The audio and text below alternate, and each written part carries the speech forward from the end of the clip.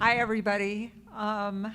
Thank you very much for coming today and for the kind of final section of the West Coast Climate Crisis Symposium.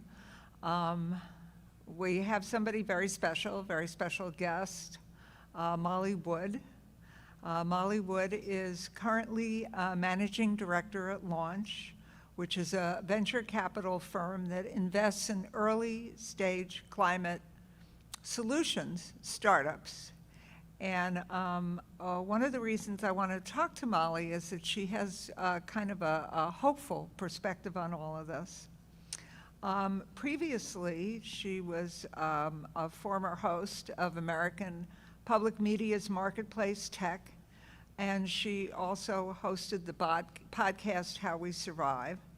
She was also a deputy technology editor at the New York Times, and she is currently a co-host of This Week in Startups. Anyway, hi, Molly. Hi, Linda. How are you? It's nice to oh. see you. I know. Oh, God, there you are. It's a sneak attack from above. I know. Well, first of all, how is South Dakota? The magic of technology. You know what? We didn't get to go to North Dakota because of COVID and my son getting a job. So I'm talking to you from Oakland. I'm really disappointed I can't be there, though. Oh, okay. Yeah, because when we first arranged this, you were supposed to be, yeah.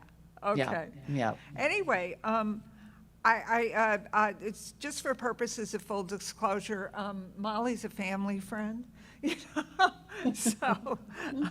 So I have to say, you know, I always greatly admired her, and I thought she had this really outstanding career as a journalist, and I was very gobsmacked when you went to a venture capital firm. It was really a surprise. And, you know, sort of stepping back, you know, when we talked about this, we talked about, you know, everything is doom and gloom, you know, there's no political will, you know, people aren't moving forward, and you don't feel that way at all, you know. So maybe we could talk a little bit more about this. Is there a different way to approach this, and how do we break through, you know, sort of all the doom and gloom and focus on some really, when we talk, very positive developments? Yeah, I really do hope so. And I feel like part of what happened with me as a journalist is that I came to covering climate solutions and climate topics somewhat late. It was probably 2017 that I really started talking about this. And I think I told you it's because of my hairdresser. All good things in my life come to me through my hairdresser. He also cuts the hair of Inez Fung, who is a very renowned climate scientist at the University of California, Berkeley, has co-authored many of these IPCC reports, and was saying during one of these haircuts, you know, increasingly, because we are blowing past warming targets, this is becoming an engineering problem. And I had been, at that point, a technology and business journalist for effectively my whole career.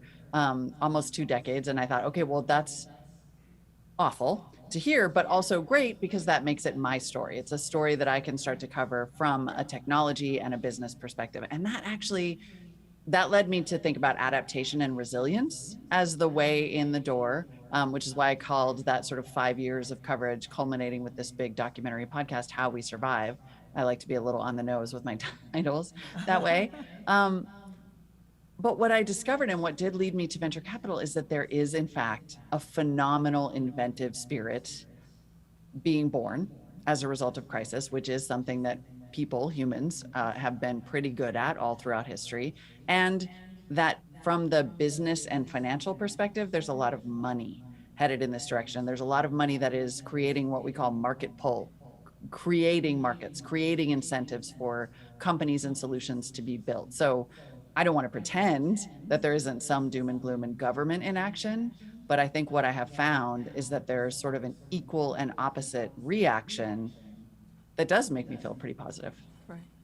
So I think that one of the things that you just touched upon is really important, because I think this is why people get frustrated, is that there doesn't seem to, I mean, they talk the talk, but they don't walk the walk, the politicians. And there doesn't seem to be the political will to make some kind of changes, you know. So I think that that's what's frustrating, you know, and they mouth the words, but what's that great thing in Texas? All hat, no cattle. All hat, no cattle. Isn't that a great one? So maybe you could talk a little bit about this. That you talked about how you got started in this, and that you were a tech journalist for 20 years. And so, how did that give you kind of a different lens on climate? And you mentioned that you ended up producing How We Survive. Maybe you could talk a little bit about that, and as you got into that, and then also why you made the jump from journalism to venture capital. Yeah.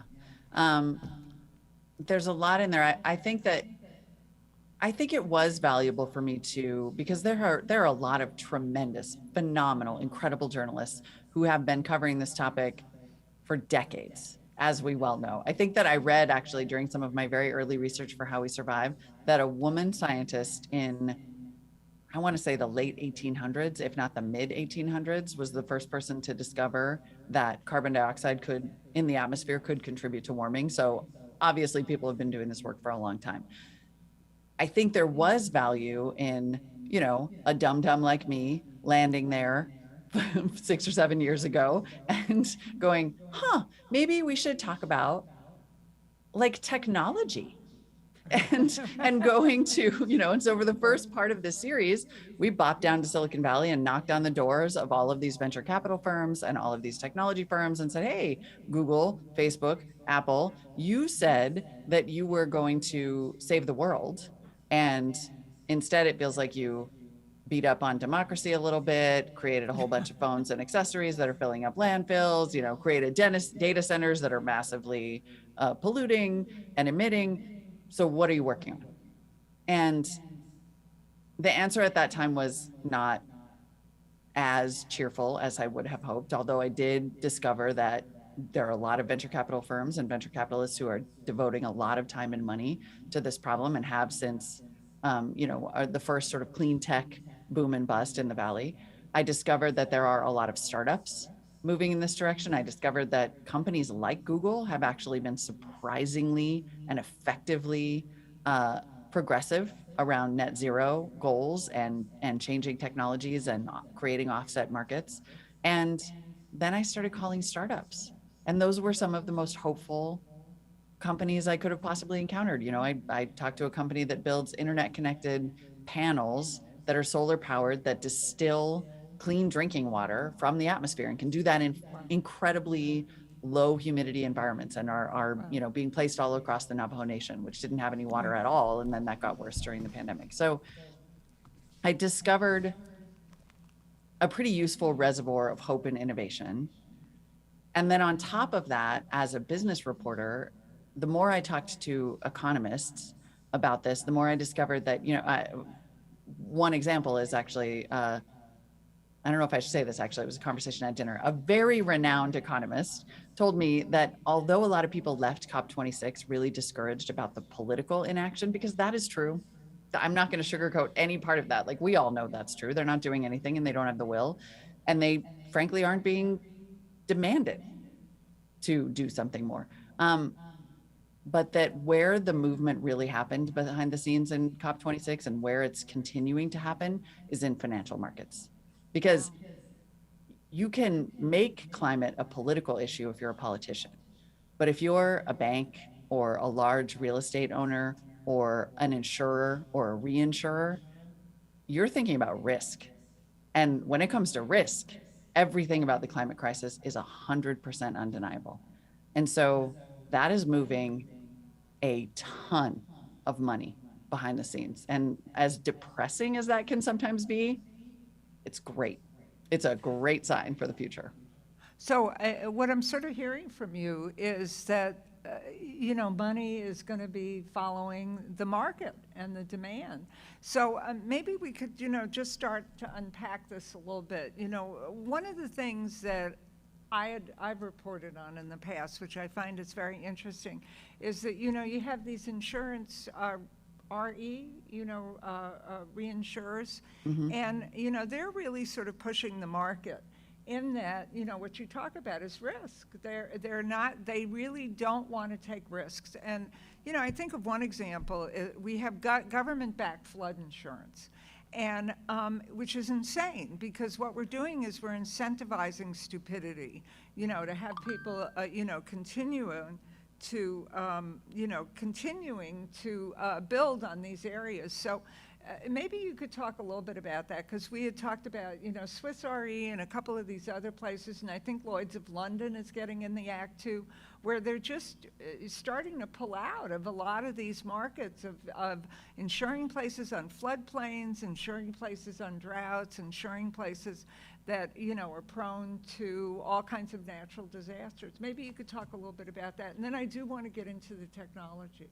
Yeah, absolutely. And I can tell you, I have talked to at least one startup, and it's, again, I can't tell you how hopeful this is. You've got, young founders who are just completing their MBAs and who are saying we should be working on creating incredible artificial intelligence modeling about climate risk for the insurance and reinsurance market, because they know this is a huge problem. And the more specific we can get with the modeling and the risk creation, the more action they will take, because they have been historically slow moving and cautious.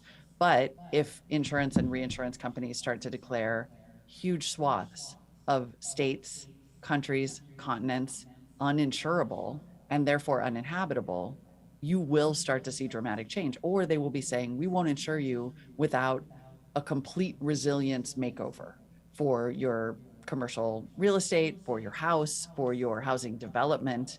And that, again, will move markets, and it will create markets. So there will all of a sudden be buyers for phenomenally more efficient windows, for building materials that are fire resistant. I mean, the list sort of goes on. And you can see that every time a huge policy like that would get adopted, particularly from insurers, and there may be some hard truths in our future. I mean, we could imagine a time when a Gallagher Re or a Swiss Re says to all of its component insurance companies, I'm sorry, Houston, it's out. There are going to be entire parts of the What city where you about just can't live. Florida? What about like Florida and Louisiana? I mean, I was just in Miami, and I know this intellectually, but I didn't know it viscerally until I was, in an Uber on the way from the airport, looking at all of these high rises with the water right at their door, just right there. And I'm thinking, this is like a zombie city. It makes no sense. They'll probably lift up all of those high rises. They'll probably put them on stilts. Who knows what they'll come up with to keep living there, unless some insurance company comes along and says, I'm not going to insure this project. There's no way you can get bank financing for this. Well, a little quickie, there was that side collapse of the condos, and I think it was something like $27 million they sold that land for. I mean, that sort of seemed insane to me. I was talking to a coworker about this, and he said, well, I think they're just banking on carbon capture technology. They just are assuming we're going to fix the problem with technology. Right. Well, it's, be nice if that happens. So what about, a place like Phoenix, because it gets so hot in Phoenix, they can't even fly planes. Mm-hmm. I mean, are we looking at, 10 years Phoenix being a ghost town? Possibly. Yeah. I mean, I think that the defining story of the next few decades in the world is going to be climate migration. Right. And I had somebody make the point to me that Hurricane Katrina, was actually the first event in the United States that created significant numbers of what could only really be termed climate migrants or climate refugees. Now, what was this, Katrina? Katrina. Yes, yeah. Absolutely. So that people who had to leave the city, and that there were parts of that city that still, I think, have not been totally resettled. No. That created the kind of displacement that we may continue to see. Absolutely. Absolutely. I mean, I think there are going to be a lot of developments around adaptation and resilience. I'm a big science fiction reader, which is another thing that really got me interested in this. I was reading Kim Stanley Robinson, and one of his books that is simultaneously about the climate crisis and the global financial market is New York 2140. And there are all these kind of passing references, and there are in some newer books too. There's a Neil Stephenson book that talks about earth suits, which are outfits, entire sort of environment suits similar to spacesuits that people have to wear in places like Texas and Arizona because it gets too hot. I think it's not, none of that is, that's like near science fiction. I don't think a lot of that is outside the realm Right. of possibility. It'll have to happen. Yeah, you know, at a panel this morning, I talked about that. You know, you remember when I was in Australia, and it was at the front lines of climate change 10 years ago, and everything that's happening in Australia is happening here right Mhm. now. So it's really advancing. Now, But I on a just wanted, hopeful note, not to interrupt you, but on a hopeful note, look at the result of Australia's recent elections. Like the yes, number one thing that people yes, can actually yes, do is in yes, fact vote. And yes, Australia just had a huge, very hopeful outcome with yes. that respect and said, we're Yeah. enough. Yeah, and I think you're right about that, because for a long time I was extremely dismayed because they kept, you know, reelecting these climate change deniers. I want to switch gears a little bit. One of the things that we talked about, and you mentioned carbon capture, and I've heard that before. I have to tell you, I had a baby shower at my house for a friend of mine, and, you know, all the women there had just had babies or were planning on having babies, and I was really not trying to be a jerk, but I said, you know, we're all science journalists. What do you think about climate change? And they said, oh, we'll be figuring out a way of sucking carbon out of the atmosphere, you know, and it's the same thing, you know, carbon capture, things like that. You had mentioned that, you know, there's a danger in thinking there's a silver bullet or some magical technology will come along and fix everything so you don't have to change anything about how we live. Maybe we could talk about that a little bit. And then what I would like to talk about when we get done is there are some silver bullets coming down the line. Yeah, anyway, go ahead. Yeah. I I think I walk the line every day in trying not to become a complete technocrat because I don't because there is a lot of danger in thinking that a magical carbon capture technology will come along and then we won't have to change anything, because I actually still believe very strongly in the power of the consumer, of the individual person. Did businesses create this problem, and do they continue to create it and cover it up and lobby so that they can keep doing it? Absolutely. And yet, I think that consumers and voters and individual people make a mistake when they think that they can't take a collective action. Somebody actually said to me, you know, this isn't an individual problem, it's a collective problem. And I was like, what is a collective made up of? Right, If enough fish swim in a direction, they create a wave. I don't right, think that's science, but you know what I mean. Um, right, and so I do actually believe that, you know, upper middle class and wealthy people in America emit more than their poorer counterparts and can afford some of the newer technologies that are coming out, whether those are solar and battery installations for their houses, microgrids, electric cars, induction ranges, electric heat and cooling pumps for their homes. It's almost like the duty of those people, me, to buy them, because that's what creates markets. That's what sort of popularizes markets. Every single technology that's ever existed started as unaffordable, got adopted, and became more affordable. So if you can afford these technologies, then it's my job as an investor now to go and fund the companies that will give you these technologies to buy. And then it's your job as a person who can afford to buy it to buy it. And that's how we start to drive real change. I think I use the example all the time of high fructose corn syrup. The science came out that said that that stuff is essentially poison in any amount. And people en masse basically said, okay, well, I don't want that crap anymore. And it went away.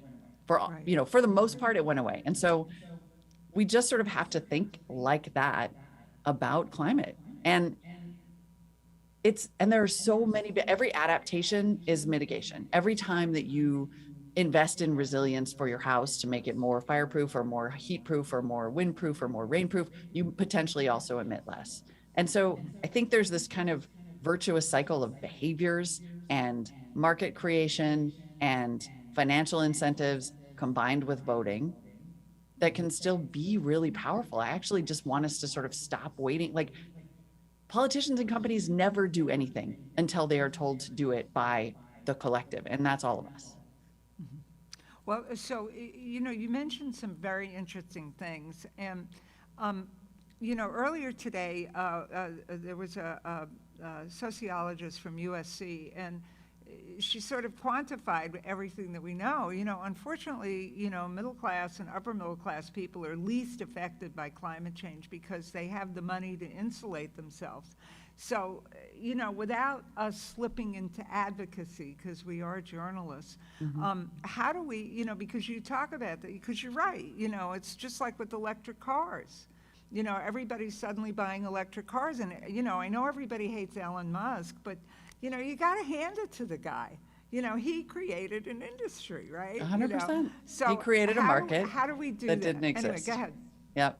No, he created a market that didn't exist. And thanks to Elon Musk, I was able to trade in my Tesla for a better option. So thank you, Right. Mr. Musk, for creating a Right. market for Right. electric cars that forced competition. So you Right. have to be able to prove that people will do a thing, and people will a lot of times do a thing because their friends are doing it, because it's kind of sexy. Will they do it out of a Right. sense of duty? No. Will they do it to save their own bacon, save money on their power bills, keep the lights on when PG&E cannot without apparently raising entire towns?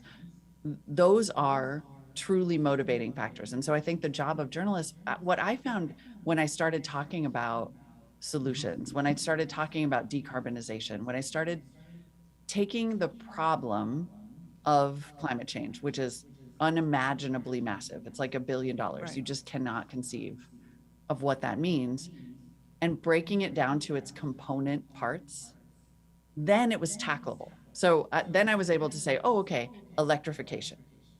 What does that mean, right? An energy transition to electrification that's powered by primarily solar and wind and renewable energy. What do we need to do that? We need infrastructure, we need solar installation, we need, batteries. What do we need for batteries? We need lithium. What's the deal with lithium? And then it becomes solvable. Like whenever you want to tackle a large problem, you have to sort of break it down into these parts, and then you start telling stories that no one has heard before. Because they've all heard the big story, but they haven't heard the little stories, and they don't know about induction ranges. Well, you mentioned about telling the little stories. Maybe I do want to talk about, the promising technology, but when we first talked about doing this way back when, you were talking about, us as journalists doing human stories and making stories about lithium interesting. And maybe you could talk a little bit about that, about finding these human stories that illuminate, these larger issues. Anyway, go ahead. Yeah. No, I'm so grateful actually to my team at Marketplace, my team of producers, because I can be a little bit Spock when I approach this stuff. Like I'm the only person in the world, save for a few of the people I interviewed for this series, who thinks that like battery technology is just really neat. And they said, okay, well, what if actually we talk to the people who live near a proposed mine, who, are utterly emblematic in so many ways of the kind of human part of every one of these stories. You want to put in a new mine in the United States, you are almost certainly going to be dealing with native land. You're almost certainly going to be dealing with like angry farmers and ranchers. You're going to have people who say, well, the climate crisis is somebody else's problem, but I still don't want this in my backyard. Right. But you can recognize yourself in those stories, and you can sort of tell a different type of story that ultimately, without beating people over the head with the idea that what you're trying to get to is a solution, is a story about how to get to solutions. Now, I know that you had been working on a documentary on lithium. I don't know what happened with that, or. Oh, it happened. Yeah, it happened. It was so How We Survive is both like 5 years of coverage and then an 8-episode documentary podcast that's specifically about battery technology, the attempts to create a domestic lithium supply in the United States. And we sort of contrast this Nevada mining project that has a lot of community opposition with this Salton Sea project there in Southern California, that actually has a lot of community support and is moving slow and super dramatic for lots of other reasons, like, industrial espionage and all of these sort of exciting discoveries bopping around the Salton Sea. And touches on some of these promising technologies, advances in battery technology, what it will take to actually electrify everything. I mean, honestly, Linda, I had to leave journalism after that because it's the best work I ever did. Yeah, no, I think that these are all the kind of stories that we need to be doing. So let's, shift gears just a teeny bit. So what are you seeing in terms of promising technologies? When we talked, and this was the first time I had ever heard of it, my bad, as they say, is fusion reactors as opposed to nuclear fission, nuclear fusion. And the other thing that I was very taken with is that Bill Gates and his buddy Warren Buffett are investing billions in this technology, so they're not idiots. So maybe we could talk a little bit about that. There is this, yeah, this sort of gets us to the silver bullet idea. Like if there are really two technologies that people are pinning hopes on in terms of solving the whole enchilada, it's certainly carbon capture at scale and it's nuclear fusion, which, would effectively be, I'm going to skip past all of the science of it, but would effectively be almost free unlimited energy.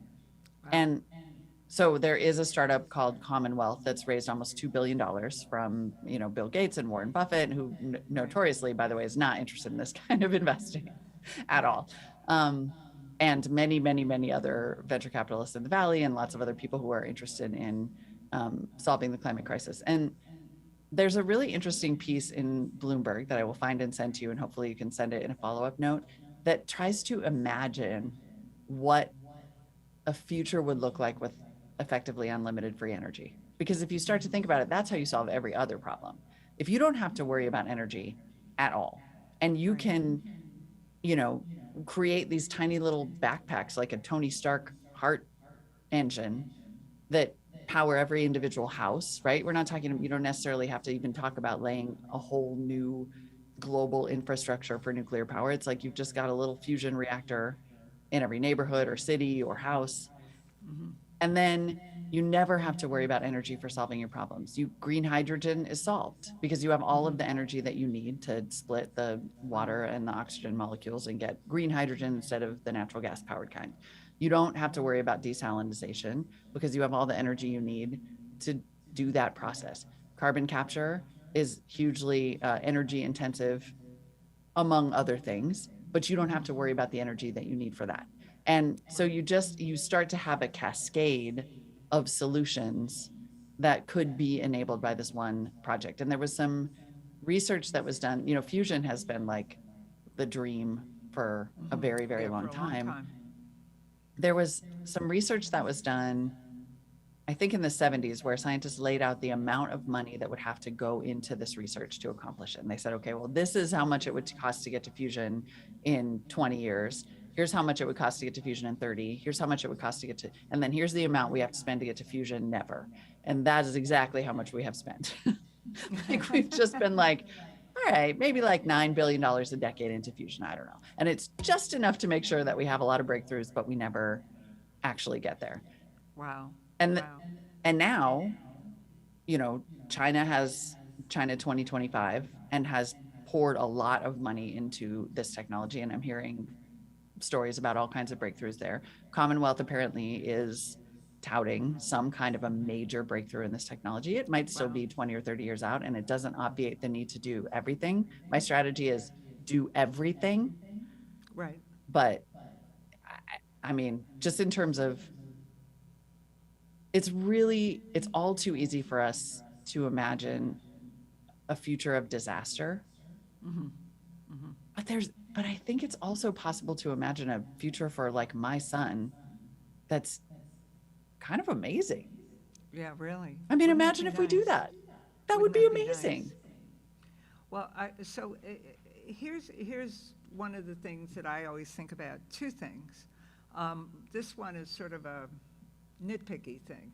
The bad rap about nuclear fission, Mhm. not fusion, but fission always has been the waste. What do you do with the waste? And Yeah. I realize that as the technology has become more advanced, there's less waste, but there's still waste. So does fusion create as much waste? So that's the little nitpicky minor question. But the larger issue, and I don't want to get carried away. I want to let you talk as opposed to me. But, it's the whole supply chain issues. The fossil fuel industry has spent 150 years building up supply chains, right? Yeah. And one of the things that really was very admirable about what Elon Musk did is that he built up a network of, rechargeable stations across the country, which made having an electric car more feasible. So maybe you could quick answer the waste issue, but maybe we can get to talk into the practicality of actually basically scaling up this technology. Yeah. Well, first of all, I know that nuclear fission is still very controversial because of that question of waste. Yeah. And yet it is green power. And where waste has become a problem, because it's been much like bridges that fall around the United States. It's been because, plants were not properly maintained and cared Right. for. Fusion, however, produces no radioactive waste. I think it produces helium as a byproduct and maybe heat, but it doesn't. But its waste has a phenomenally short half-life, and mostly the byproduct is helium. So that's good news on that front. Right. And then, another thing that we sort of tend to forget in this country, at least, is that we just passed a huge infrastructure bill, and it includes a lot of money for charging stations. And potentially we may get real tax subsidies for electric cars that make them even more affordable. And there are some states now where, thanks to subsidies, EVs are more affordable than internal combustion engine cars. So we are really legitimately getting to a point where the charging is feasible. I also think that there's been increasingly education. This is sort of I guess this is what I mean when I say we can be telling stories about the solutions, because people legitimately do not know.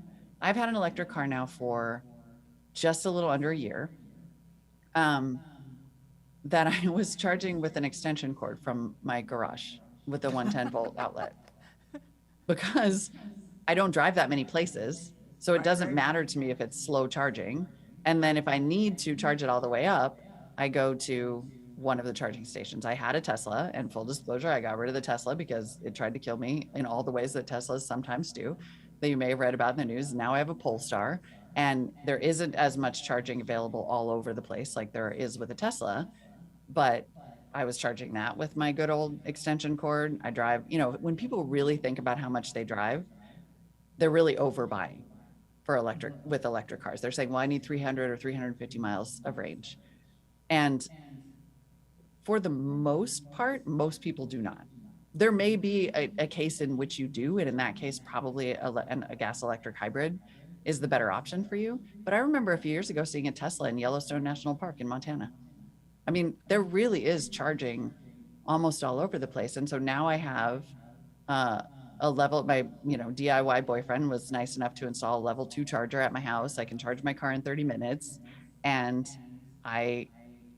it's the only car I own. And I have never had a whisper of range anxiety. And I have solar panels on my house and a super efficient electric charger, and it has not significantly added to my load or my electric bill. And I want there to be, I, as a journalist, grew up at CNET doing sort of consumer technology coverage. They're doing great coverage on electric cars, but I almost want sort of everybody to be doing that sort of solution. How do you charge your car? How much does it cost to install, any new electrical infrastructure that you need at your house? Where could you charge your car? These are just sort of questions that people legitimately don't know the answer to. I'm buying an electric heat pump, and none of my friends have heard of that. And that's just and these are things. a shame. But talking, stepping back about the, say, fusion technology. Yeah. It's so I'm cool, just Linda. wondering, because, the problem with the fossil fuel industry is that it's very powerful because of, Citizens United and, supplying, politicians and stuff like that.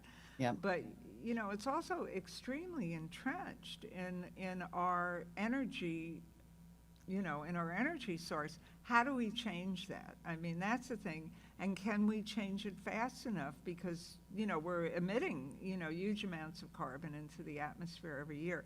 And the other piece, as you well know, is as things heat up, the permafrost is melting and, we're belching all that methane out into Yeah. the atmosphere. Anyway, go ahead. Yeah. A couple of things on the fossil fuel industry. It is very entrenched. It has been very powerful. And the good news is that what we're also learning is that it's bad business. And Yeah. that is Okay, why, all right, tell me, because that's important. yeah, That's the key. That's going to be the Achilles heel. I mean, Go it really is. Energy prices may be high now, but if you talk to any sort of serious economist, they will tell you this is the last gasp for fossil fuels, and everyone knows it, and it's just economics. Somebody tweeted the other day, can you tell me about a technology that can create gigawatt scale power for a penny a kilowatt? And you can do that math and determine that solar and wind right now, and it's only what 3% deployed just in the United States, is generating gigawatt scale power at 2 to 3 cents a kilowatt hour. It's the cheapest energy available, full Right. stop. So, as a matter of pure economics, everyone is going to move in that direction. And that's why you saw activist shareholders manage to take over Exxon's board, because they said, it's not about us coming in here and saying, we want you to do the right thing. They're saying, this is a bad business. If you are doubled down on oil and natural gas and coal, you're going to lose us all of our money. And we don't want that as shareholders. And so it really ultimately becomes the economics that move that change. And you combine that with regulation around reporting, and that's started in Europe and is getting stronger there. And we're starting to see that conversation with the SEC. They're floating these trial balloons and seeing who, is going to say, we really don't want to have to report our emissions, but everybody's going to have to at some point, and it's all moving toward a price on carbon. Well, but I don't want to get into, the weeds here. Yeah. But most people are not aware of that. I If know. you just go out in the general world, I mean, I was on vacation when I was in Ecuador, and one of the people on the trip, was complaining about the high gas prices and blah, blah, blah. Mhm. And then, and then I said, well, what about wind and solar? And they said, well, the wind doesn't blow at night and, all this other stuff. And I Yeah. kind of was snotty, and I said, "Wait, you ever heard of batteries, and stuff?" But, the larger issue in this conversation of a perfectly intelligent person is they're not aware of how heavily subsidized the fossil fuel industry is and how much cheaper this technology is. So Yep. how do we as journalists get that word out without slipping into advocacy? Because it's easy to become a cheerleader. I mean, it is, except that it's facts. And this this I find sort of frustrating. On the one hand, I take issue with, like, at some point, it is it is advocacy. Like, we wouldn't, I always felt as a journalist that the ultimate goal of my good work would be policy. It would be action. Like, you don't just shout stuff into the void with no hope that something is ever going to happen. We report on climate because it's really important and we want people to do something about it. And we should not pretend that that's not what we're doing.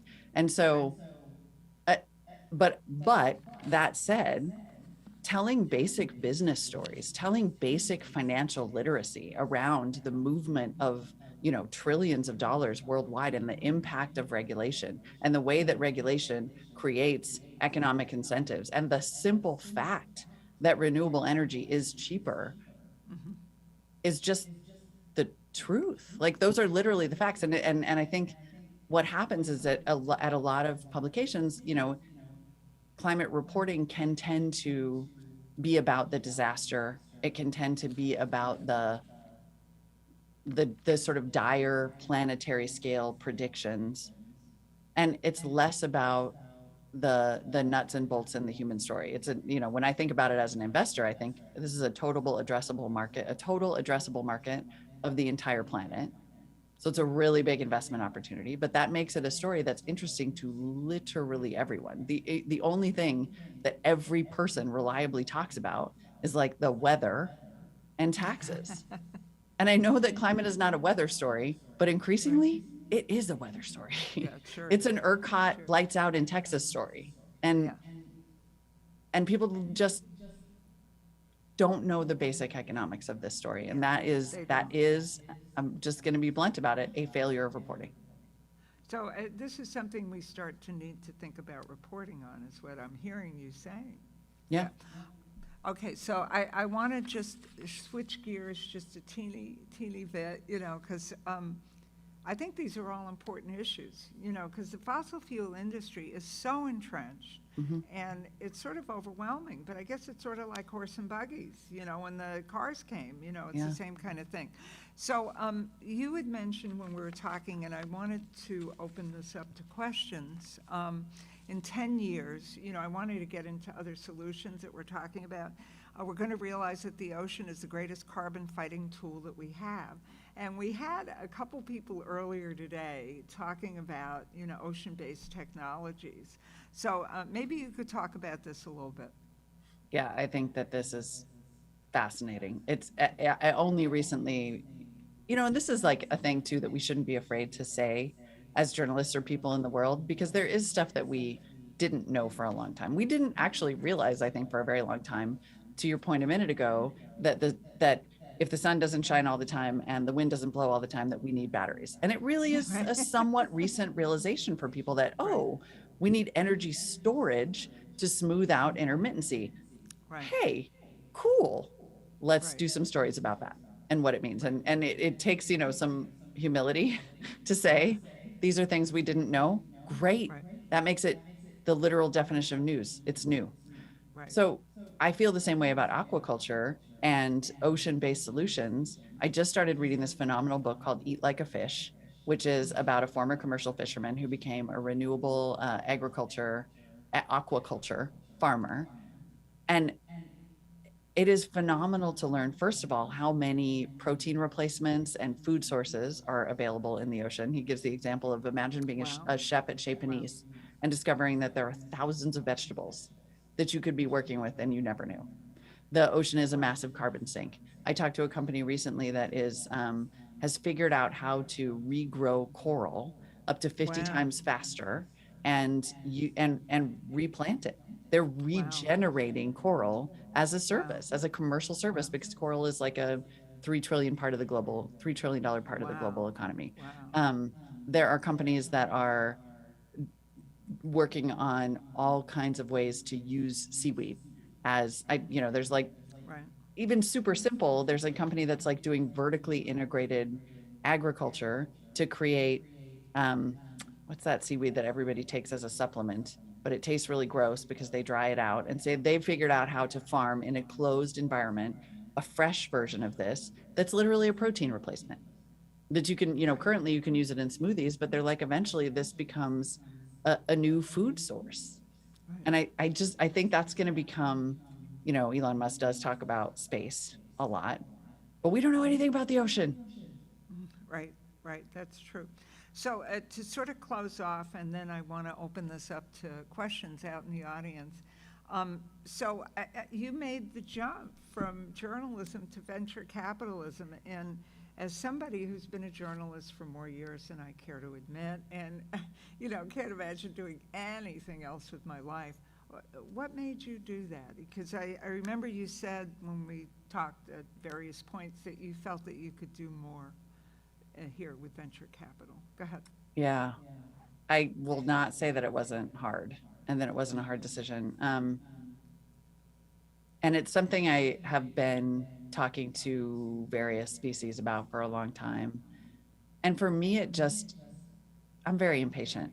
And I think there's a lot of storytelling we can do, and there's a lot, and I actually am still doing it. I'm still interviewing Yeah, with startup the founders every week, podcast, and right?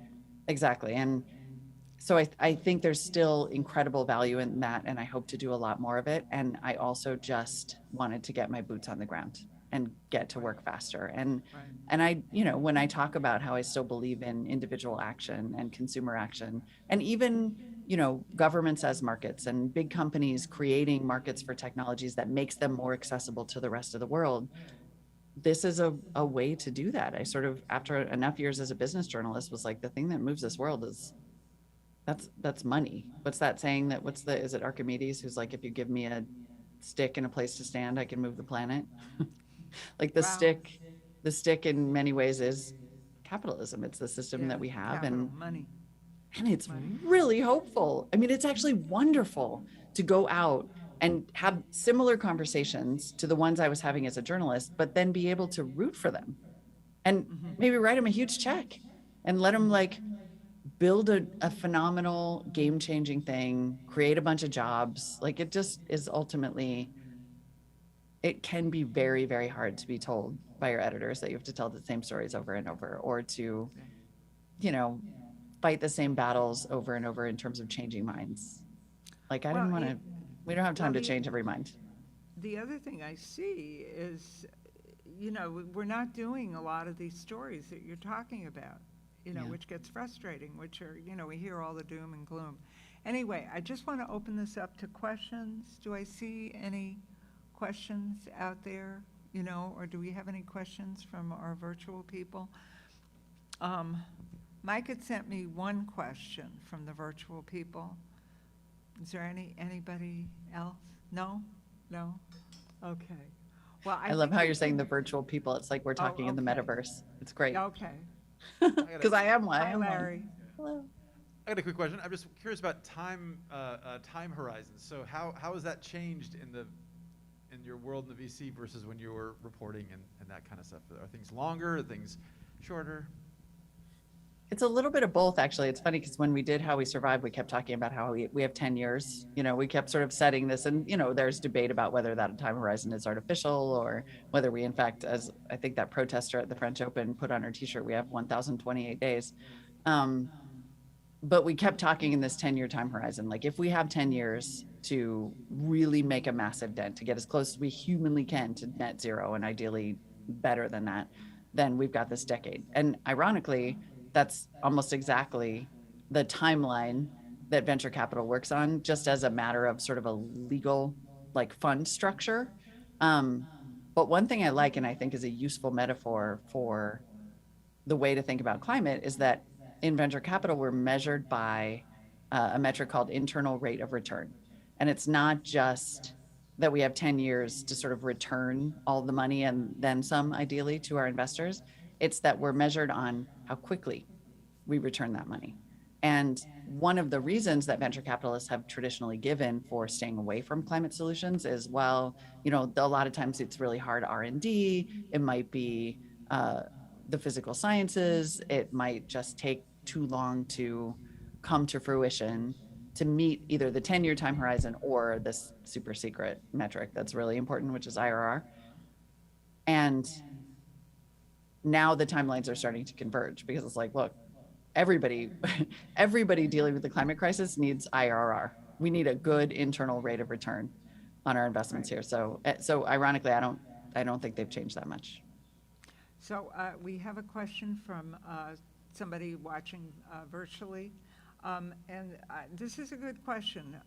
You talked about how the better off among us have to spend in the direction of change, which I agree with. How does that worldview bring along the rest of the world who can't afford to be early or even midway adopters? It's the only way to make this stuff accessible. It really is. And if we wait for new technologies to be accessible for everyone, they won't come into existence. It's, right. I talk a lot about how we have to have harder conversations than we're willing to have. And if we wait for perfectly equitable solutions or a perfectly equitable society, we just won't get there. It's actually the responsibility of the United States, if anything, to be, you know, rich and innovative like it already has and create solutions that can be adopted by the rest of the world. And then, yes, it is 100% the responsibility of philanthropy, of NGOs, of governments to make sure that those solutions get out. But the fact is, so far they haven't. It's very likely that they're only going to do so much. We have only the most recent history of the pandemic vaccines to look at. But what did happen is that a commercial product became more widely available because it was adopted and paid for first by those who could afford it. So it's I think it's a shared responsibility, but we can't afford to wait. Well, I think that's what happens, is that the early adopters come in and they buy the technology, and as time goes on, it becomes cheaper. You know. I mean, the first somebody Tesla used to cost think about $200,000. DNA, You know, 10 years ago, it was a fortune to, you know, have your DNA analyzed. Now, you just put a drop of blood and zip, zip, zip, you know, but that's, you know, because of the technology accelerating. Yep. Can anybody think of other questions? Go ahead, Mike. No? Oh, there's one right in the corner over there. Thank you, Mike. You're getting your steps in. Yeah, I think one thing I'd be interested in hearing about is what you think maybe some of the steps needed to build the trust between the environmental movement and venture capitalists like yourself, because That's a good point. as somebody who, I don't come from a journalistic background, I come from an environmental advocacy background. And as some, you know, you hear and have the build up this distrust of business, distrust of some of a lot of profit-driven sort of mechanisms. How do you think we need to take the next steps in actually supporting businesses, supporting folks who are doing the right thing and investing in clean technologies? Yeah, I think that is such a crucial part of this conversation. And it very easily gets lost, and there's good reason, right? As someone who was most recently in public radio, I can tell you that my level of skepticism for a long time has been very high about profit-driven solutions, and they don't obviously always produce good outcomes. That said, when I take a cold, hard look at the history of change, it is the combination of awareness, advocacy, and economics that leads to those real outcomes. And so I don't think it's the only leg of the stool, and it cannot be, and it should not be. But it does, I think all three of those things are necessary. And so I would hope that there will be people who want to work at bad companies because they believe they can change them from within. That was the motivation behind the guys at Little Engine who took over the Exxon board. And I would hope that the people who are in business can be honest about their incentives and their motivations too. And, you know, it's not, greenwashing doesn't help anybody. And also businesses have to have permission to start somewhere. Right. Anyway, these are all really good questions, guys, you know, because, you know, the environmentalists don't trust corporations, and with good reason. Yeah, You know, absolutely. I mean, 50 years ago, when Exxon, you know, realized that they were going to, you know, create this greenhouse gas effect with their emissions, instead of being good corporate citizens, what did they do? You know, Massive disinformation campaigns. Yeah, really. You know, Decades that of kind them. thing. Yeah, anyway, Yeah. are there any more questions from the group? Anyway, Molly, it's always a pleasure. Thank Linda, you you're the so best. much. And enjoy Oakland. Anyway, thank you. I'm sorry I can't have a drink with you. Oh, it's always fun chatting with you. Anyway. all You right, too. Lisa, And keep you up have the a great good- work, journalists and advocates. We got this. Yeah, Everybody really. in the pool. Everybody Yeah, in the really. pool. Yeah, I like that, what you said that when we were talking. Everybody in the pool. You know, that's the only way we're going to win this thing. Yeah. Everybody in the pool. Anyway, okay, well, thank you. Have a good evening.